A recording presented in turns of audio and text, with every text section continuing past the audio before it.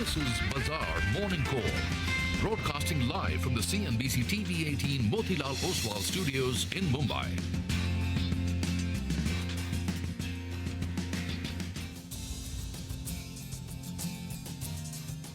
Good morning. You're with us here on a fresh new edition of Bazaar Morning Call. We are calling this Super Monday, S-U-P-E-R, Super Monday, and for very good reason. It's going to be a big day.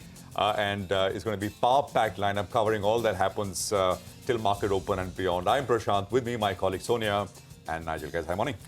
Hi, good morning. I don't know how to put this, you know. Should we call it, should we say, Ab ki baar 22,000? I mean, is that what we're talking about? Because it is really, I mean, I don't think anyone thought 3 out of 4 would be swept away by the BJP. Of course, the sentiment is so positive, right? And then this is perhaps something that the market was also pricing in, maybe, you never know. But big Monday lineup ahead. Well, you know, from a bullish perspective, they'll be wondering, you know, if a fairy turned up and said, what's on your wish list? And they said BJP winning, the Fed sounding a little bit dovish, and the flows coming back as well. And they've got all of that. So it's a perfect scenario, actually, from a bullish perspective. Absolutely. I think the global thing also, Nigel, as you mentioned, is very important because it's turning exactly around the same time. Yes. And let's just actually summarize very quickly the setup this morning, which is positive. I mean, you know, it's as positive as it gets. Now, landslide victories for the BJP in Rajasthan, Madhya Pradesh and Chhattisgarh. How is this different from, and we were saying this on Friday, I mean, if the actual results are significantly different from the exit polls, I mean, the market will react. And they are different in a good way. So, you know, in Madhya Pradesh, where the exit polls were given sort of the BJP and the Congress almost neck to neck, I mean, slightly ahead, it's a sweep. I mean, the scale of the victory in MP after 18 years of Shivraj Singh Chauhan at the helm of affairs, I mean, is unprecedented, right? Chhattisgarh is another state where, I mean, it was a bit of a seesaw yesterday through the course when the counting, etc., was happening. Congress was ahead, and then, of course, it completely turned around. Rajasthan, of course, exit polls, etc., were projecting that the BJP will be in pole position. What these state results show is that Prime Minister Modi and the BJP are in top form for 2024 general elections. It's not as if you can directly take these three states, the win in these three states, and extrapolate seats for parliamentary elections in 24. Because, you know, if you look at the MP seats in the last election, so these three states have 65 seats. Out of 65, BJP won 62. So it's not as if, you know, the party will, I mean, it could get all 65, but they're already there. But what it shows is that in terms of election fighting sort of capacity, you know, the popularity of the Prime Minister and, of course, the party and its policies, etc., is very high. Continuity is what markets were hoping for. And continuity, it's just become a little more surer that in May of 2024, we will have continuity. So that's the market reading of it. Now, just to sort of tie this straight back to the market, and we were talking about this over the last 2 weeks, I mean, especially last week, asking a lot of guests who were coming on, is the market sniffing something? A particular sort of outcome, because the Nifty had gained 500 points in the last 4 sessions going into this particular election victory. So I think some had an inkling of what's going on and the kind of mood on the ground which has led to this sort of you know, big sweep for the BJP in these big heartland states. Now, of course, even with this, the market will cheer this particular victory. We'll get to the levels, etc., in just a bit. But I think it's going to be a big day. Straight away, 250, 300 point kind of gap up start, and then we'll take it from there. Before I get to levels, that global bit, right? So on Friday, Fed Chair Powell all but confirmed that the Fed is done with its hiking cycle, the big hiking cycle, which has been about 500 basis points. And we can sort of get into greater details. But the implications has been that the 10-year lost about 11 basis points on Friday. And over the last 6 weeks, it's lost 80 basis points, the US 10-year. That is massive. You know, it's equally important. The political landscape is important, but I think the global landscape, where you're starting to get into a looser financial sort of situation, I think that is also extremely important. What are we likely to see? An across-the-board rally. I mean, I think that's a given when you have that big a move.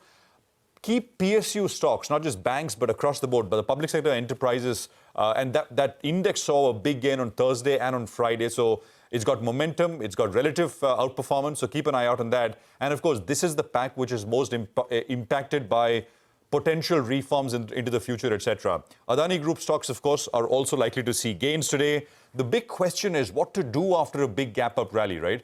That's the really big question. 250 points, what to do? Should you sell? And to answer that, maybe one can look at sentiment indicators. So one of the things, I don't look at this every day, but sentiment indicators can help in answering the question. For example, what are FIIs doing in index futures? So as of the last figure, which is Friday, FIIs are short 47,000 contracts in index futures, right? Last time, just to kind of assess where does this need to get to before sentiment becomes in an overstretched zone, last time when the Nifty topped out, which was in mid-July, FIIs were long 1 lakh contracts. They are short 47,000 contracts right now. So from minus 47, they've got to get to neutral, and then they've got to add long position. So, it's some distance away before we can kind of say that we get to some overstretched positioning. Of course, all of this can happen quickly over a couple of days with days like today, but keep that in mind. So I think, the answer is if you're invested, stay invested. Don't get FOMO about, if you don't own this or that. Everything will do well over a period of time, and it's about relative gains over different sort of time frames. Just to sort of put in the levels, the Nifty medium-term resistance is at about 20,700. I think we'll start at about 2,600 or so is what the GIFT Nifty is indicating. The Nifty Bank closed above the 61.8% retracement on Friday. The next level for the Nifty Bank is 45,457, but I think the only one which matters is the all-time high, which is 46,370. That's about 3.5% away on the Nifty Bank as well. The GIFT Nifty will come up on your screen, and that should be giving you an indication of the kind of open we will get, which is 260 points. So it's going to be, as I began by saying, a super Monday. Sonia. Oh, absolutely. And the BJP win in 3 states is much better than what the exit polls were also suggesting. Yeah. So when we went home on Friday, after what the exit polls suggested and the market rallied, it's even better than that. So going into a very, very strong day today, of course, Prashant summarized a lot of it, but just want to put a couple of more things into perspective. This BJP dominance is important from a market standpoint because it talks about stability, it talks about stability in policy making, and these are perhaps the semi-finals before the big elections that happen in the month of May. Perhaps a lot of it has been priced in. You never know because the Nifty has already gained quite a bit. So keep that in mind. But there is definitely a big boost, because of what happened overnight. Now, all major indices, remember, in our markets are at lifetime highs. The Nifty gained every single day in the last 1 week. And if you look at it, even global cues are solid. So we have nothing to complain. The Dow is up almost 300 points on Friday. And both foreign and domestic investors continue to buy in the cash market. So FIIs on Friday bought about 1,600 crores. And it's not a 3-digit figure anymore. It's 4-digit figures across the board, both FIIs and DIIs. So money is coming in thick and fast. If you're looking out for a couple of pockets, overall the market will rally. But some spaces like domestic consumption have been picking up. Autos, for example, have been doing very well. Even today, 2 stocks in focus, Hero and Eicher, both reported very good set of numbers in the month of November. Hero particularly, so it is an indication that the rural market is coming back. Hero saw a growth of almost 26% on a year-on-year basis. So good going for the market. It's a clean sweep from the BJP and something that the market likes, right? They like stability. They don't want political uncertainty. And I'm sure there'll be perhaps more money flowing in because of this. Well, that's right. Sonia, last week we briefly spoke about maybe the Nifty is headed to 21,000 odd. And there were 2 possible outcomes, right, that the markets wanted. One is the BJP doing very, very well in the state elections. That's happened. And the second factor is the US 10-year yield. Well, that's cooled off from around 5% to around 4.2%. So that's a big decline we've seen. And all this in a matter of a month itself. So both the cues, well, they are stacked up in favor of the bulls. And it's a kind of a Goldilocks scenario that's playing out from a bullish perspective. The Nifty Bank, that's finding its form. And that's really heartening because that's been the underperforming index. Year to date, you had that index that was underperforming. Now, in the last 10 sessions or so, well, that started outperforming. And that's very, very good news because that's 30% of the index that's finally started performing. And that's going to be the key for the markets to move up from here on as well. What do the FIs do? Well, in Friday's trading session, we had a good session. There was some short covering and there was long addition as well. And now the long positions have moved to around 38%. And just pull up a chart. In September, the long positioning had moved to around 45%. Then the markets got into a bit of a tizzy. Then at the end of the October series, at the start of November series, the long positioning, well, it had come down to around 11% approximately. And now we're back at around 38%. What that's telling you is from October 26th till December 1st, you've seen a big short covering bounce that's taken place. And that's one of the key reasons why we have moved higher. Now I would like to see institutional flows pick up because the FI flows, well, the last 5-10 sessions, they've showed us the money. But given that you're going to have continuity at the center, you like to see those big flows coming back into our markets.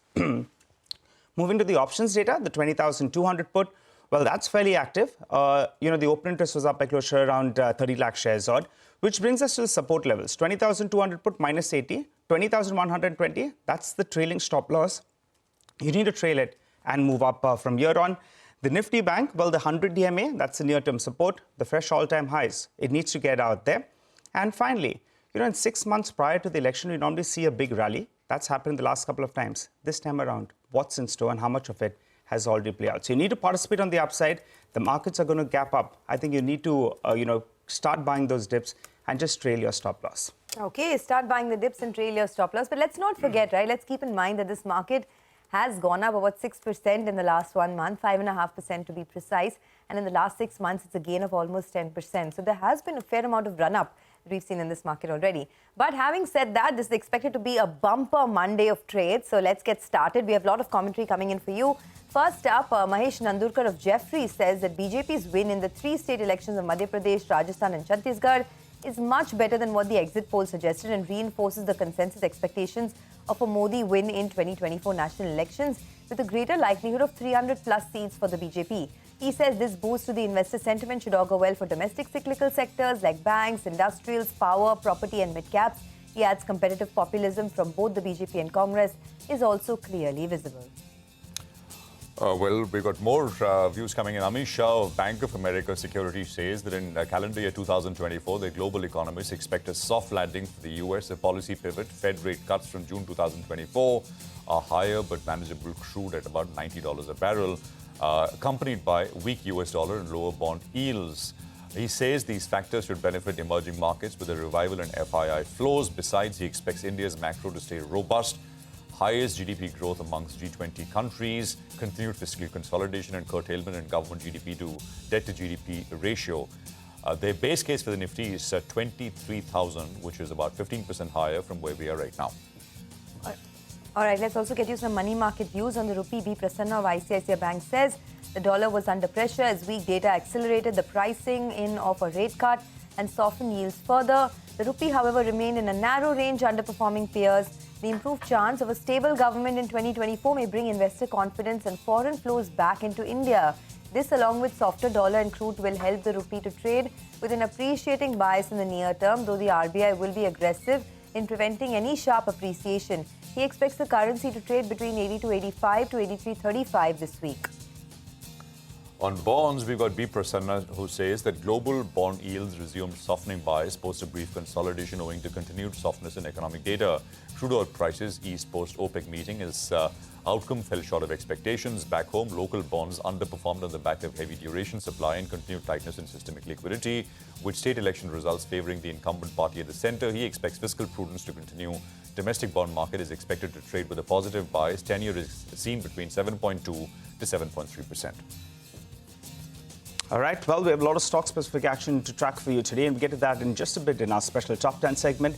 For the time being, we run you through the list. We look at Hero MotoCorp, Eicher Motors, Tata Power, Hinge Zinc, Vedanta, Alchem Laboratories, Syngene, and Strides, all of them on positive news flow. While on the flip side, you have CAMS and Siemens that could be reacting to negative news flow.